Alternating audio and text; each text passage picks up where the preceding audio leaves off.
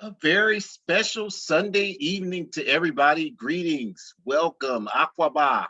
We hope that everybody is really doing as well as you can do on your highest levels of mental, physical, and spiritual health. We really sincerely hope that that is you today. And if you're not there, if you can get there as soon as possible, that would be wonderful. We're so glad that you have decided to join us for this 9/26/21 edition of our Ancestors' Voices, a weekly program sponsored by the All African People's Revolutionary Party.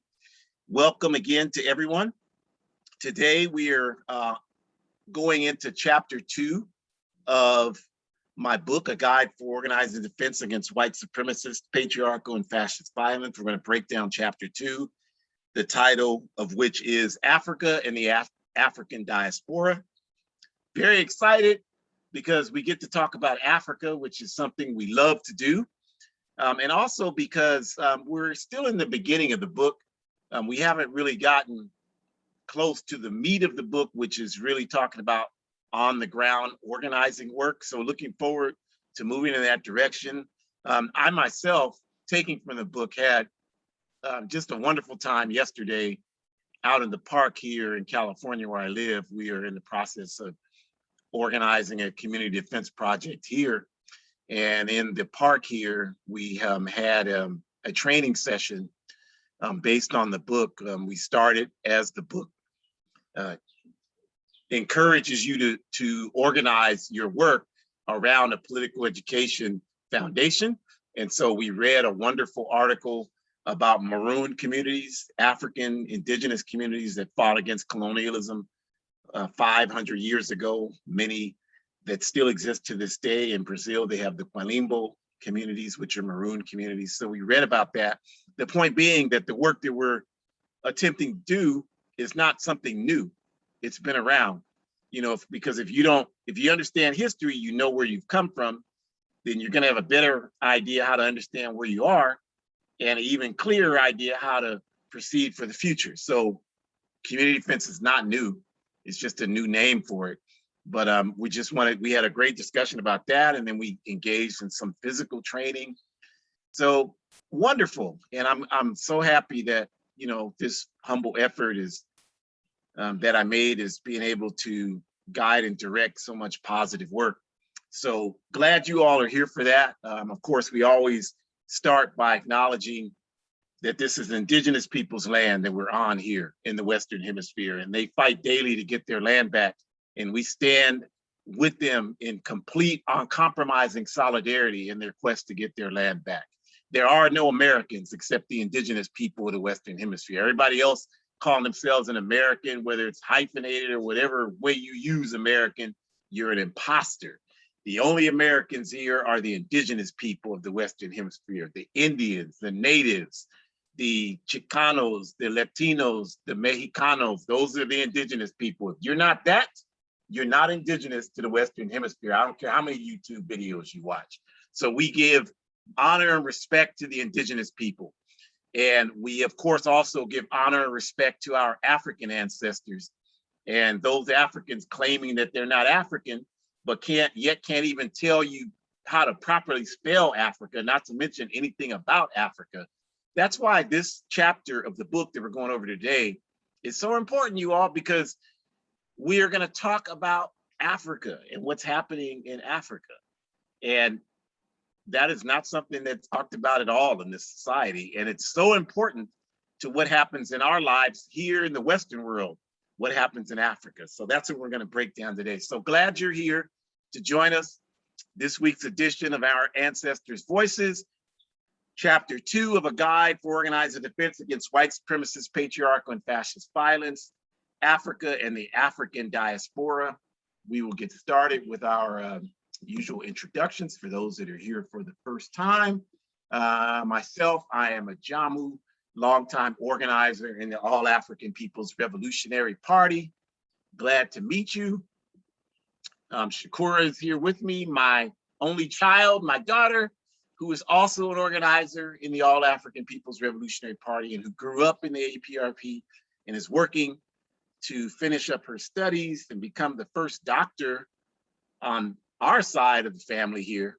So I'm excited about that and very proud of her, obviously, for her studies, but even more importantly, for the type of human being that she has become and the work that she is doing and the privilege I have in being able to work alongside her. You know, I see all the people, National Daughters Day or whatever it is, I'm not real clear on that, but and that's a beautiful thing. But you know, for the two of us, every day is National Daughters Day. You know, I'm fortunate to be the father of this human being. So, you know, I didn't post anything about her. I rarely put pictures of her up on social media because there's so many haters and attacks. You know, so yesterday, one of our party meetings, somebody tried to log in. It was a committee meeting that I'm not a part of for a meeting that I didn't log into. Someone tried to log in using my name for their Zoom identity. And then, you know, of course, people saw my name and let them in. And then they were disruptive. They didn't speak, but they did disruptive things to try to disrupt the meeting until they got put out. So, you know, we have a lot of that kind of stuff that happens, you all. So I don't put her picture up, but please don't let that make you become confused about how much I adore this human being and glad to be able to share this space with her every week. The objective of the APRP is Pan-Africanism, one unified socialist Africa. That's our objective. That's the definition of Pan-Africanism. The book there, The Handbook of Revolutionary Warfare, will give you our strategy that we work to fulfill every day to achieve that objective of Pan-Africanism. And I look at a guide as that is the addendum to the Kwame Nkrumah's Handbook of Revolutionary Warfare. And we have chapters everywhere and relationships with other liberation movements. And we are fighting a genuine battle for revolutionary progress and human forward direction. So we're glad that you're here, and I will turn it over to Shakura to get us started talking about chapter 2 of A Guide for Organizing Defense Against White Supremacist, Patriarchal, and Fascist Violence. Greetings, everyone. Thank you so much, Daddy. I really appreciate that very warm and heartfelt introduction. We hope that you all are safe and well. I have been really looking forward to this particular chapter because I think it's so important for people to understand just how valuable they are if they identify as African, because we're not really taught that we have value. We're actually taught the opposite, that we should be ashamed of ourselves. We're taught that there's something wrong with us. And that goes for other people too. If you're poor, period, regardless of your color of skin, you're taught that there's something wrong with you and that you should have saved your money better or whatever nonsense they put out there.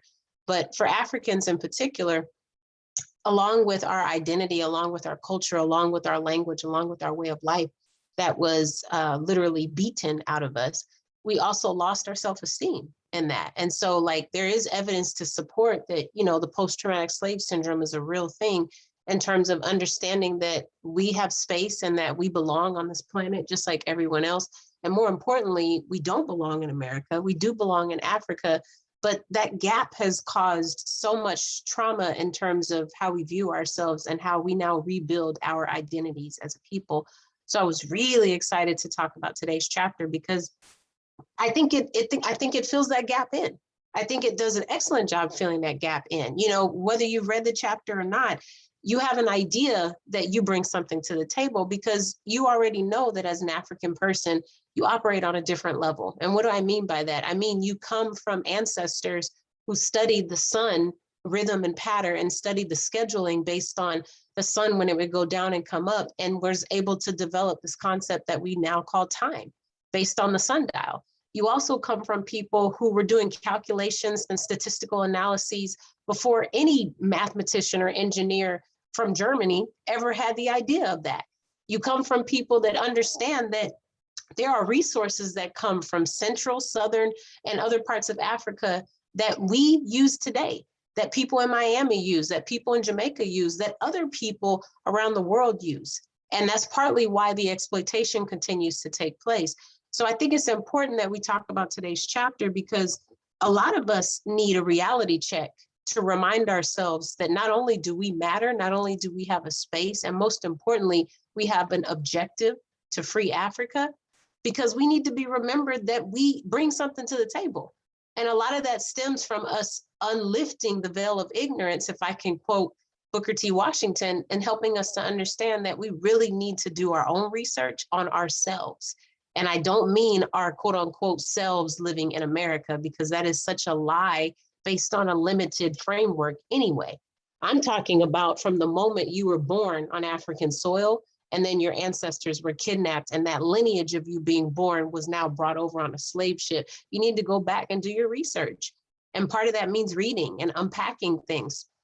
So I'm really looking forward to talking to you all about that today, because even if you don't identify as African, the exploitation of Africa still impacts you, regardless of your race, your class, your non-binary identity, or your gender. It impacts you tremendously, in addition to African people. So thank you all for joining us. And without further ado, the basic thesis of this chapter, A Guide for Defense Against White Supremacist, Patriarchal, and Fascist Violence, is the premise that there was no disconnect, no separation, no isolation to anything any African experiences anywhere on earth from what any African experiences anywhere else.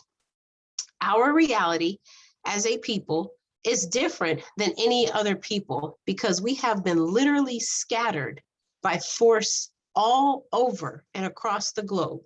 As a result, we have been forced to adapt to the political, economic, and social conditions of wherever we find ourselves. We do our absolute best to develop sustainable ways of life in whatever situations we find ourselves in. In fact, our ability to take nothing and create positive living circumstances in all corners of the planet Earth speaks to our consciousness and unconsciousness utilization of African culture as our conduit to balance us. For the African continent today, it's an area that has 1 billion inhabitants who have been viciously divided up into colonial legacy territories that are in no way designed, set up, or administered to serve the interests of the people living within them. For example, a country like Guinea in West Africa contains the largest supply of the world's bauxite, B-A-U-X-I-T-E. Bauxite reserves, which are used to make aluminum products. That comes from Guinea, y'all, aluminum products. That country has one of the highest percentages of rainfall in any other geographic area on the planet. Still in Guinea today, despite the mass bauxite wealth and ample rainfall, the country's 10 million people live in horrible poverty. That sounds familiar. So one of the most expensive resources comes from Guinea, but yet the people who live in Guinea suffer and live in poor, deplorable conditions. We know something about that. Poverty, while Kaiser Aluminum, a major organization, or Alcoa Aluminum, stay on top of the stock market from their ability to do what? Steal and take from Guinea's resources and exploit Guinea's bauxite. And Guinea, despite its rainfall, has some of the most unreliable electricity in Africa, in a country where, due to that rainfall, electricity and hydroelectric power should never be an issue. We can provide the same example of all of Africa, but the point is Africa is rich. But those riches are stolen daily from Africa's ability to utilize them to address its problems. The chapter also mentions cobalt or coltan. It talks about how different resources that come from Africa, different minerals, are used to drive devices, from the powder itself being grained from an electrical current. So the device I'm using to talk to you, but also to power engines and cars, to help build furniture and different things like that. And so when we think about this, we have to continue to remember this is not what we're going to learn when we go to 5th grade US history. It's also not when we're going to learn when we go to 6th grade world history. Okay, we're really going to have to pick up these books and read ourselves, you all. And this book particular is $8 for you to literally dive in and learn yourself. And you're not going to know everything there is to know after you read this book, no, but it's a step in the right direction. And so if you feel lost, if you feel displaced, if you feel like something is off or something is not right, that's probably because you need to fulfill something greater than what the CNN and the CIA are feeding into your head every day. It also means that you probably have come to realize that you can't trust them, which means you now need a new source of where you find your information. So what better source than to pick up a book that was actually written with integrity and is written with sustainable facts that can be supported based on our comrades, such as Nkrumah or Sekou Touré and other members who not only lived in Africa, but helped to manage how those resources were being disseminated. If you are a part of work study and you read Ghana by Kwame Nkrumah, then you know he was instrumental in how the cacao was used in terms of not only benefiting the farmers who were growing cacao, but how Ghana could then turn around and use the cacao's resources and profit to put it back into the country's welfare and sustainability.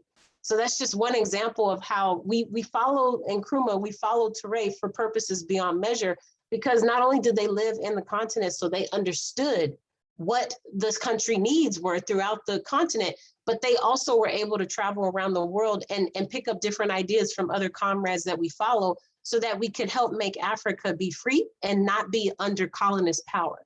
I know you all heard me talk earlier when we started this slide about how Africa was divided. Well, that took place at the Berlin Conference.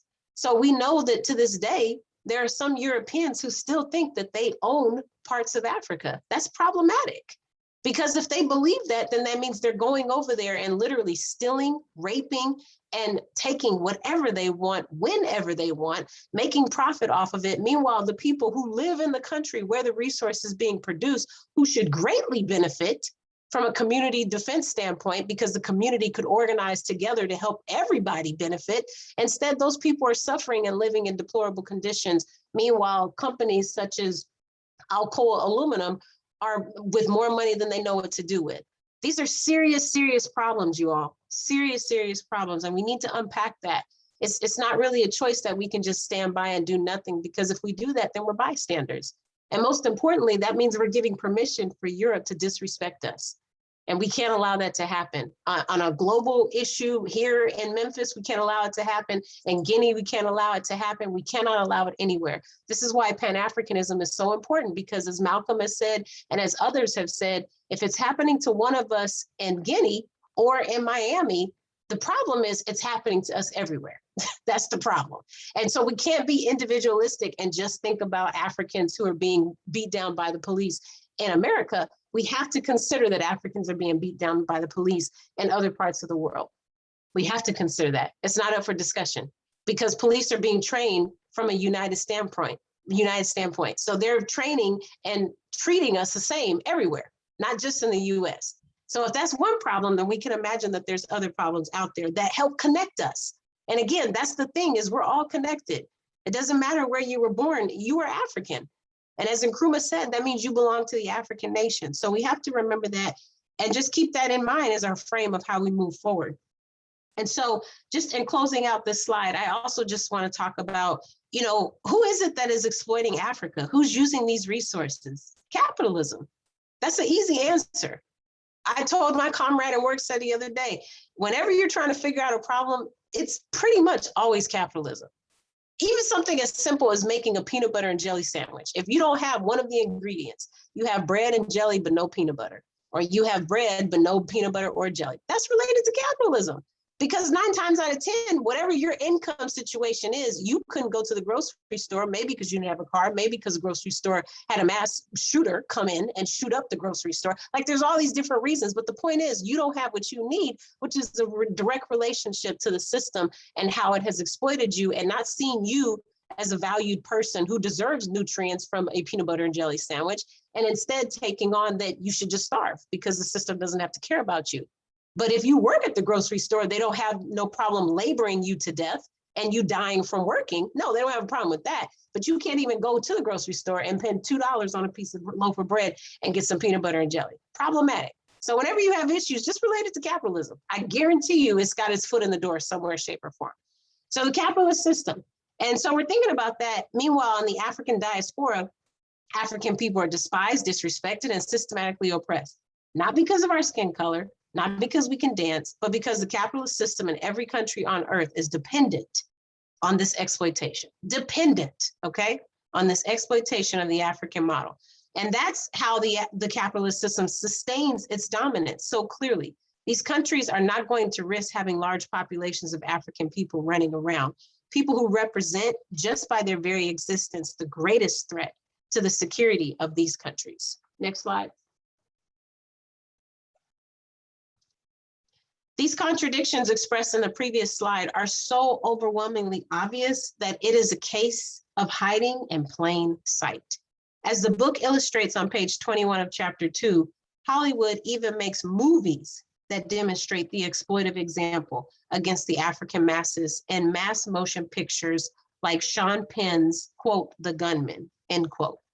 Yet because of how capitalism propaganda works, people can even see movies like that one, and even through the contradictions is made plain in the script, most people who see that movie won't make the real life connection to how that movie displays the evil of capitalism exploitation of the African continent. The same is true for Africans within the US. As the book argues, every reason under the sun for why Africans in the US suffer is provided except for the actual reason. It is often said that the problem is that people don't like our Blackness, even though every person has something to do with their physical and financial ability to darken their skin, kink their hair, grow their lips, dance the way we dance.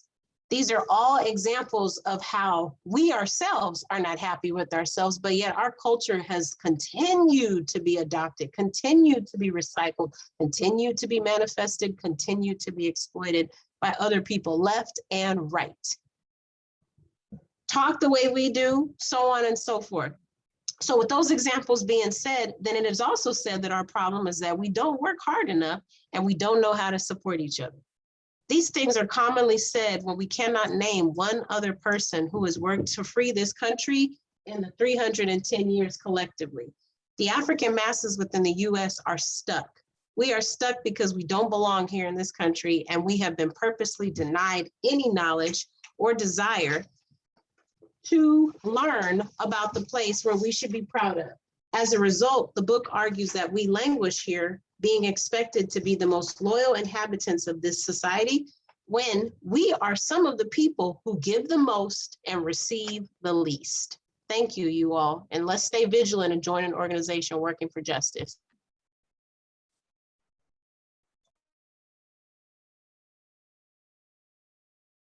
Thank you for that foundation as usual. And I'm just going to continue on and highlight points that I heard you bring into play. And the way I want to do that, you all, is by talking about some of the realities and some of the myths. Because when we talk about Africa in particular, most of what is known in the Western world is based on myth. It's based on things that are not true. It's based on innuendo and misinformation. So we want to just use several examples to illustrate how that is the case. Okay, and the first one is, this concept that Africa is full of SHIT whole countries. And, I know that Trump said that, and a lot of people, they want to put that on him.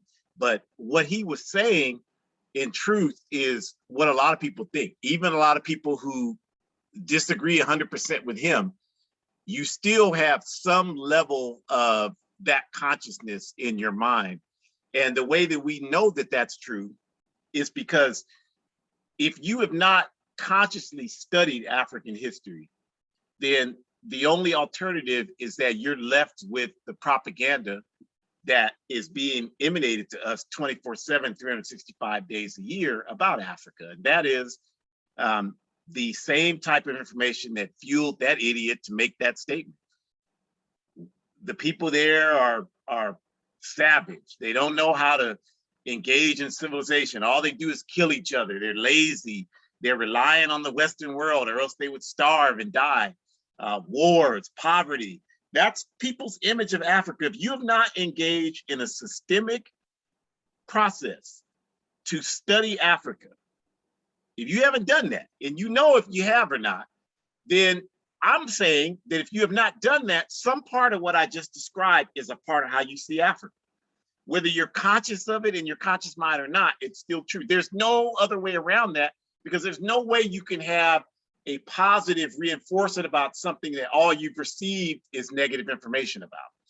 There's just no way. I don't care how good a person you think you are, you're human, and that's how humans function. You're going to be influenced by the information that's made available to you.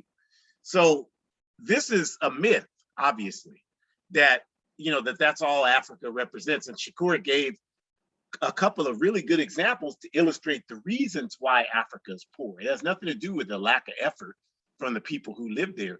You try taking 100 million people from any country and see what the impact of that is on that country or that land base. You try that and see what the impact is. That's a conservative estimate of the number of people lost in the transatlantic slave trade, either from people who never made it to the Western Hemisphere because they decided their dignity was important and they jumped into the Atlantic Ocean. They fought and were killed and were left in the Atlantic Ocean, or whatever. They fought and took over the slave ship. The slave ship sunk, and they're at the bottom. They were at the bottom of the Atlantic Ocean before they disintegrated. You have to say that because these clowns out here today, where there's no evidence of slave ships. Ships disintegrate, fool.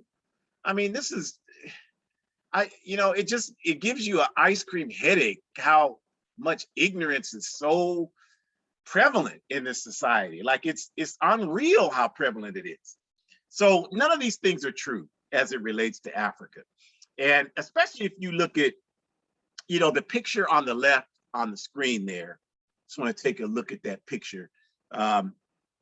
If you look at it, I don't know if you know what you're looking at, but for people who are familiar with African society, that's a bus depot, which, if people have traveled, you should be familiar with that scene, because you can find the same scene in Central, South America, the Caribbean, Asia as well. And all throughout Africa, you have these bus depots, and you go to these places to, go get on the bus and go to another city or whatever. It's public transportation. And so the amazing thing about that, the amount of time I've spent in Africa is you could go to any city. I don't care where you go. You can go to Johannesburg, you can go to Harare, Dar es Salaam, Accra, Dakar, Banjul, Addis Ababa. It doesn't matter, Mogadishu, wherever you go. And if you go to one of these bus depots at 5 o'clock in the morning, what you will see there are thousands of people, like you see in the picture, with goods, with things that they've stayed up all night, not getting any sleep to prepare, so that they can get on these buses and go to wherever it is they're going to go to try to sell those goods to make money to make it through the day. This is not the makings of a lazy person that goes through this. Most of these people here in this country, you told them they had to get up, they had to stay up all night and prepare what they were gonna earn a living off of, and then go to the bus stop at 6 a.m. and then ride a bus for 8 hours, sell the stuff all day, then ride the bus back and have about 2 hours to sleep every night, every day. They wouldn't do it. As entitled and spoiled as these people are here, there's no way they would do it. So nobody in this society ever should be talking about effort and decisions that people make. Nobody here is qualified to talk about that. And then the other myth is, this comes from this statement that was made by that ignorant Barack Obama when he was president of this empire, and he said colonialism is no longer a viable excuse for Africa. Well, I know he's not a stupid man, so the fact that he said that indicates to us that he was saying that as a tactical way to advance a political agenda, because we know he must know what Shakur talked about, that the same colonization that came out of the Berlin Conference that gave Britain, France, Germany, Belgium, Spain, all of these, Portugal, all of these European countries control over Africa is the same system that once they gained control through that process, they were able to set up economic mechanisms to control the economy of the world. And those mechanisms that were established in the 1500s are still dominant and operational today, as Shakur gave you with the example of bauxite in Guinea. How can you explain how Guinea is one of the third or fourth poorest countries in the world, but yet they have the highest bauxite reserves of any country in the world, where electricity is more off than it is on there, where the people in the colleges, in the universities there have to go to the airport at night and sit out in the airport parking lot all night, because that's the only place in the entire country that has consistently working lights, so they can study under the lights in the airport outside, in a country that has some of the leading rainfall in the world. Now, if you know anything about electricity, you know electricity is produced from hydroelectric power, which that's why you build dams to harness the rainfall to transfer it into electricity, hydroelectric power. So there's no logical reason why a country that produces so much rainfall would never have electricity. The only rational explanation for that is the colonial system. And this is a problem in Guinea today, 2021, and that colonial system has been set up for centuries. So this statement by Barack Obama is an absolutely idiotic statement. It's a statement made by someone whose only concern and interest is in representing, as a spokesperson, the aspirations of the international capitalist and imperialist system. And so when you know that and you can articulate that the way we just did, you're never going to be confused just because this clown looks the same way we do. You know that no matter how he looks, there's no way in hell he can represent the same interest that we represent. And then another myth, Africa's tribalism is the reason for all the challenges on the continent. So with this, is important, as Kwame Nkrumah explained to us, that you have to understand the difference between tribes and tribalism. Tribes are a positive thing. The fact that people have different ways of doing things, speak different languages, different customs, these are things that once we come together, it makes us more dynamic, it makes it more interesting, it makes it more creative, it makes it more productive. So these are positive things. So we would never be against tribes, we would never be against ethnic groups. But tribalism is different, because now what you're talking about is where we elevate the way we do things over people who do things differently, and to the point where we will engage in conflict with people if they do things differently than we do. So it's amazing that here in the United States of America, which is the world's best example of tribalism, you know, the nationalism in this country is so primitive. It's the absolute manifestation of tribalism. And so it's phenomenal that people here think they can talk about, oh, those primitive tribes. The most primitive tribe in the world lives in this backward country here. So African tribes are not the problem. And even African tribalism, you show us a case of African tribalism, of which there are many in Africa, and we can point you right back to how colonialism exacerbated whatever conflicts exist between those tribes. We can show you that, and you can do, well, Sudan. Well, if you tell us Sudan, we can show you how the people in Sudan, the ethnic groups in Sudan, the Ndele groups, they have been able to live productively and in healthy ways with each other for thousands of years. And then now all of a sudden, here come all of these economic interests, France looking for the oil in Sudan, and all of these colonial interests. Now all of a sudden the ethnic groups can't get along with each other. We got a problem between Christianity and Islam. That's what they want you to believe. And so to the point where the country had to split up, and now there's a Sudan and a South Sudan. This was 100% exacerbated by colonialism. Rwanda. Well, the Hutus and the Tutsis, you know, people see Don Cheadle. I love Don Cheadle. He's a great actor. but you see Don Cheadle in Hotel Rwanda, excuse me, and that's the extent of your research and understanding of the history of Rwanda, is that Hollywood movie. And that's why there's so much confusion. Because if you even study lightly the history of Rwanda, you know that the Hutus and the Tutsis, you know that the Hutus are 90% of the population there, the Tutsis are 9%, the Twa are 1%, or the Twa, who the racist white supremacy calls pygmies, are 1%. And so you know that these three ethnic groups have existed peacefully, again, just like Sudan, for thousands of years. And it was not until the French came into Rwanda and began to uplift the Hutus, and the Belgians came into Rwanda and began to uplift the Tutsis, and pitted these two ethnic groups against one another. And as the French gained dominance, or I'm sorry, as the Belgium gained dominance in Rwanda, put the 9% Tutsis on top of the society, so that if you were 90% Hutu, you couldn't own land, you couldn't own cattle. In Africa, owning cattle is like owning property and houses here. It's a sign of, it's a sign of privilege and wealth. You couldn't get educated in the schools, and this created the resentment that created the conflict in 1994 that silly movie was based on.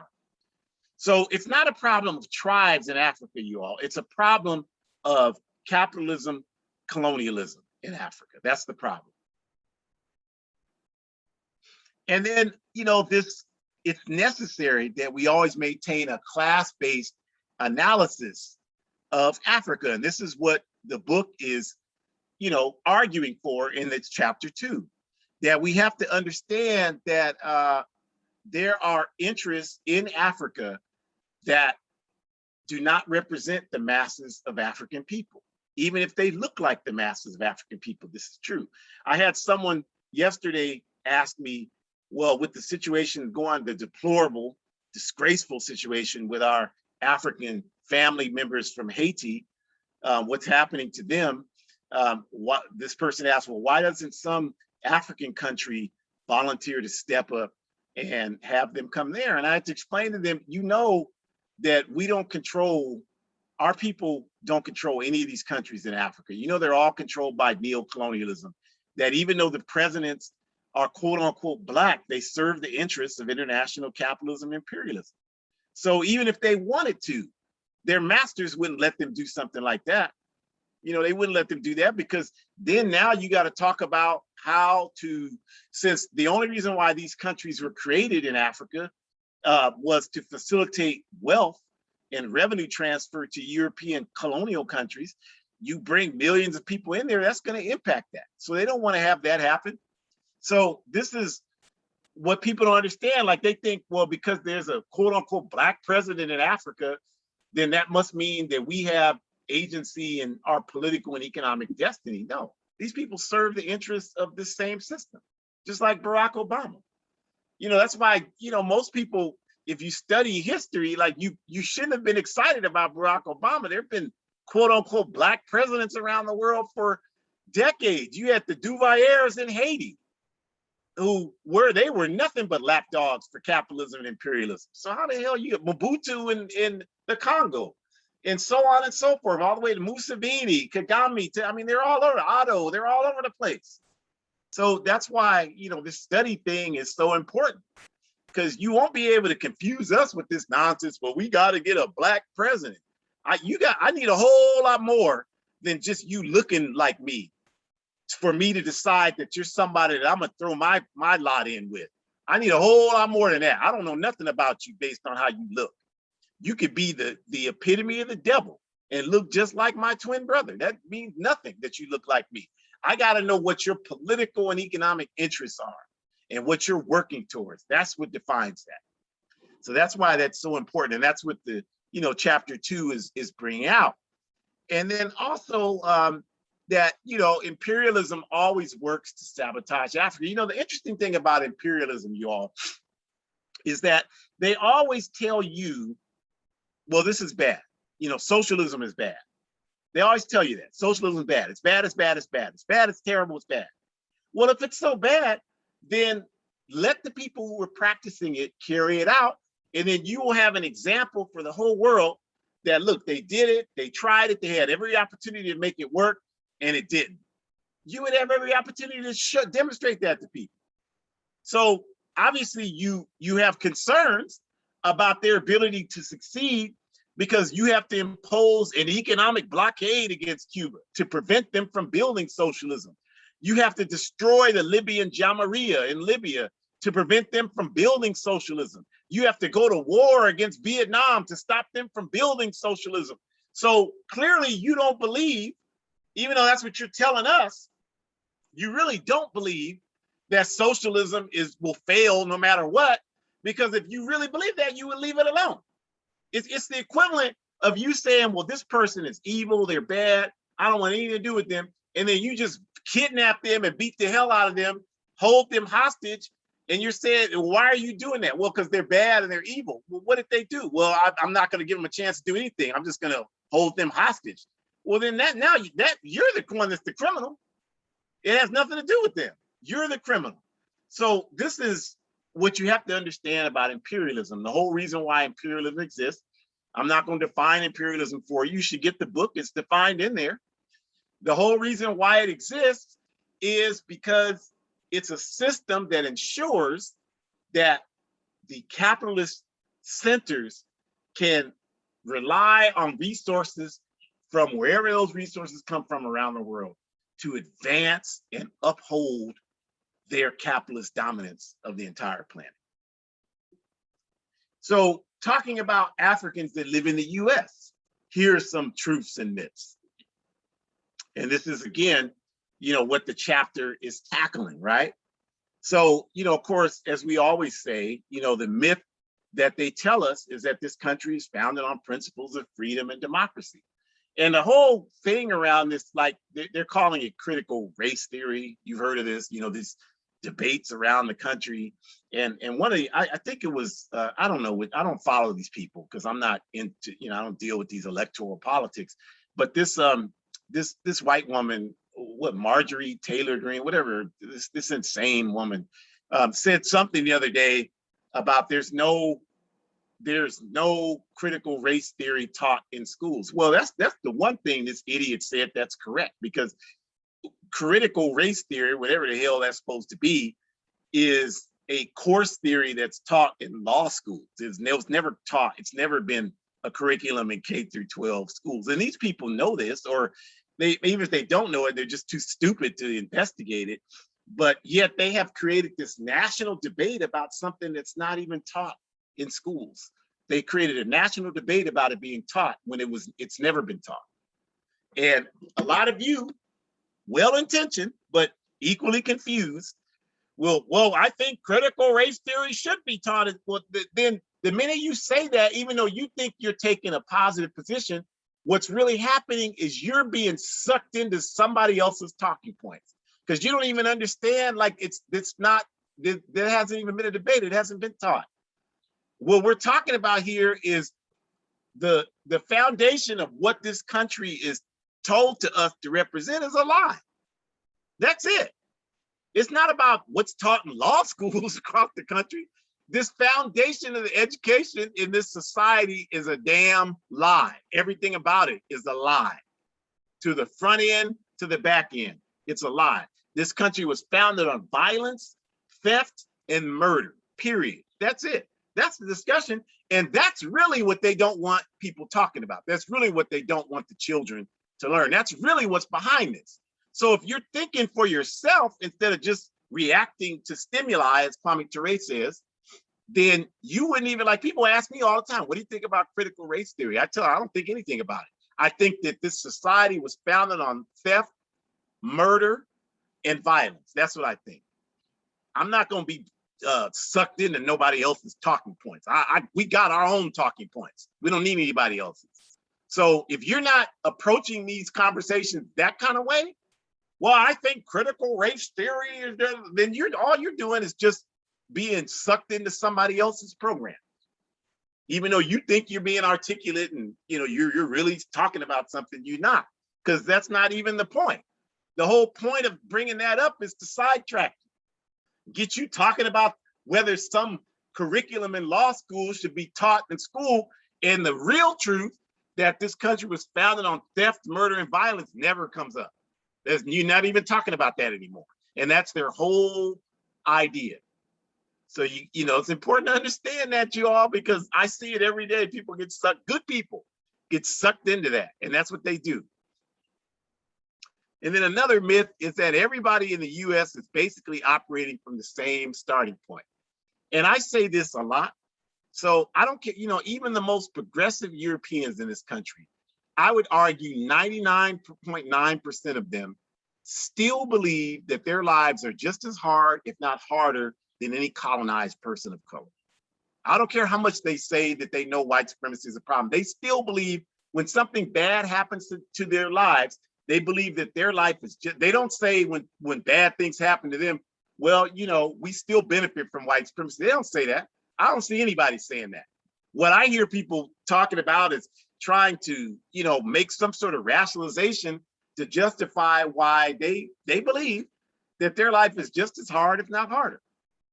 And that's just the entitlement here. That's irrefutable.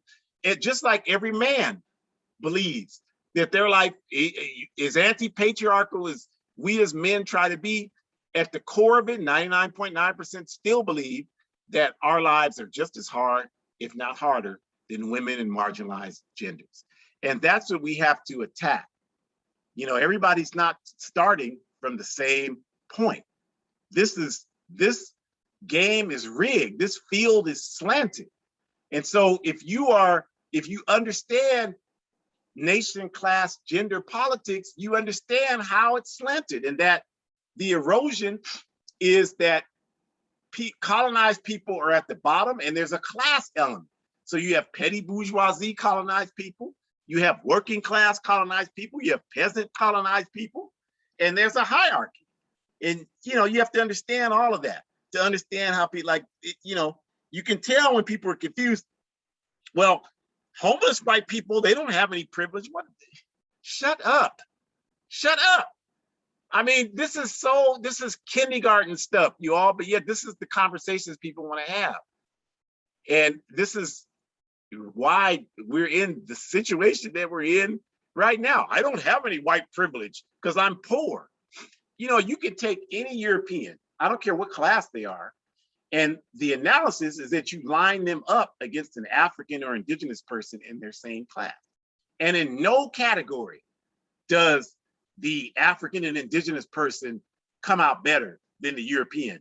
In working class people, no category. Healthcare, income, nothing do African and indigenous people come out ahead of Europeans. In the petty bourgeoisie category, that's true. In any other category, even in the lumpen proletariat, the criminal category, that's true. Because our people get accused of committing a crime, a European gets accused of committing the same crime, who's going to go to prison? Who's more likely to get convicted? And who's going to get a longer prison sentence? It's going to be us. So stop all this nonsense. Well, I'm white and I'm poor, so I don't have any, like, we don't start from the same starting point. That's a myth.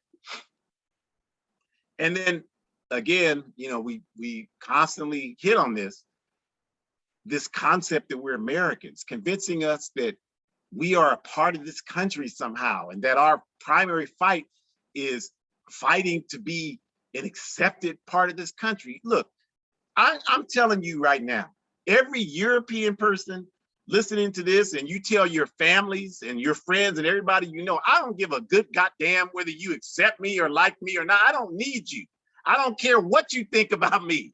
I don't need you at all. And the reason why I don't need you is because I know who I am. I am an African fighting against this backward system. And if you want to stand shoulder to shoulder with me and fight with me, then let's go to war together.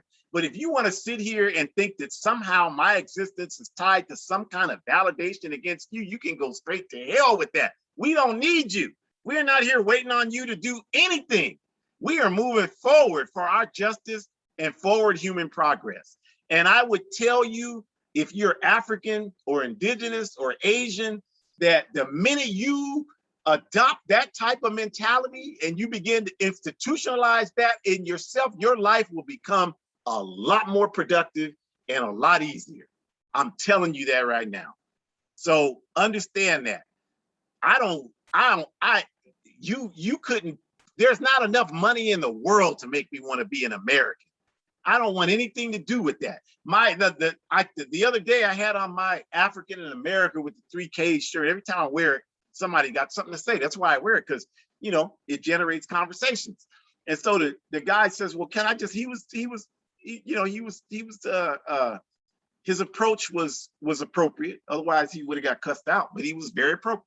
And I want to have conversations. So, as long as people approach me respectfully, I'm going to have conversations. So he approaches me and he says, I just want to know, like, would you want to stay here if that's how you feel? And I'm like, dude, this country has stolen from our people for 500 years. The only reason why I'm here is to get some of it back. Whether that's through educating our people to organize against this system, whatever way it is, to get it back. That's the only reason why I'm here. I'm not here because I have any desire to function and exist in this society. I could have done so much better. I do fine economically, very well, but I could have done so much better, but I'm not a kiss ass. I don't kiss people's ass. I don't do that. If people deal with me in respectful ways, I deal with them in respectful ways.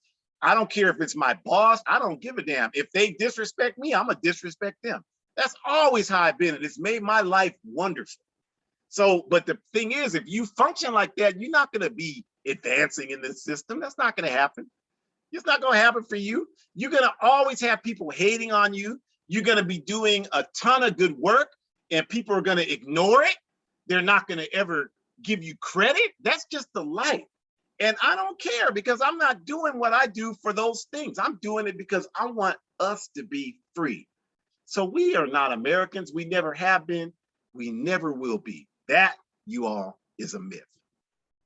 And so to synthesize all of these things, to summarize what we're talking about here, African people, no matter where we are born or where we're living, the truth is we're Africans and we belong to the African nation. Someone said to me, well, I don't think you should call white people Europeans because they came to this hemisphere voluntarily, so they gave that up. And I told them, but it's not just about them. It's not their decision. This is someone else's land. That's why we call them Europeans. It has nothing to do with us trying to give them their identity.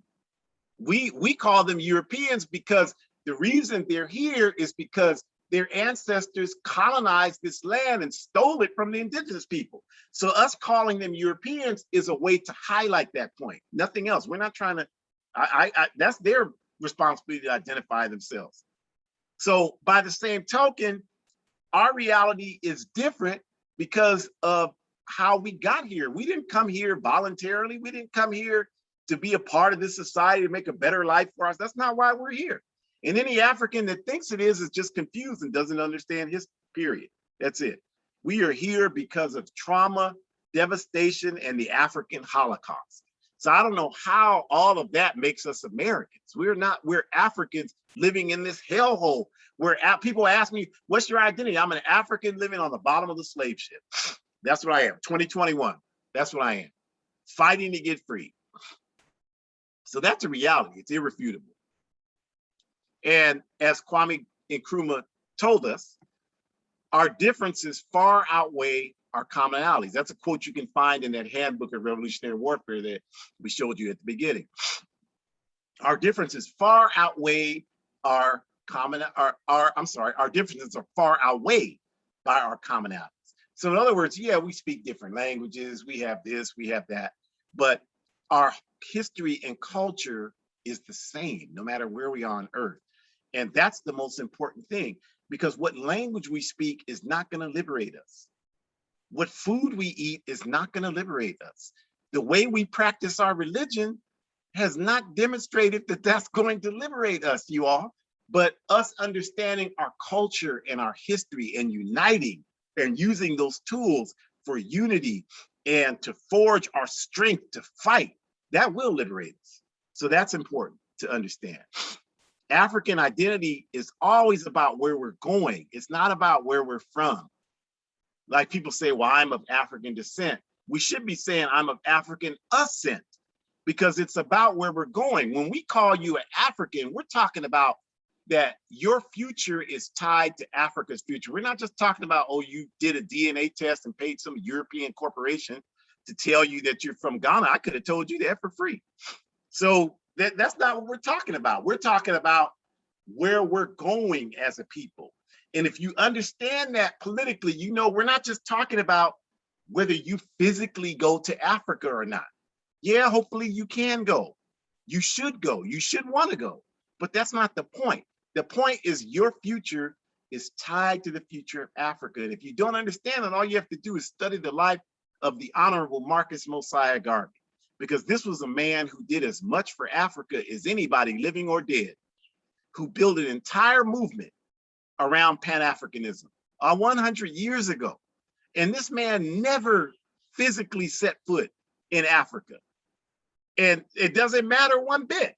There's no question. Yeah, he was born in Jamaica. Yeah, he lived in the US, but that man was an African. No question about that. There's no confusion there. So if you don't understand that, study the life of Marcus Garvey, and hopefully that can help clear that up when we say that. And, you know, there's no logical argument against Pan-Africanism. And we know we're going to achieve it. We don't need you to believe it. If you don't believe it, that's your problem.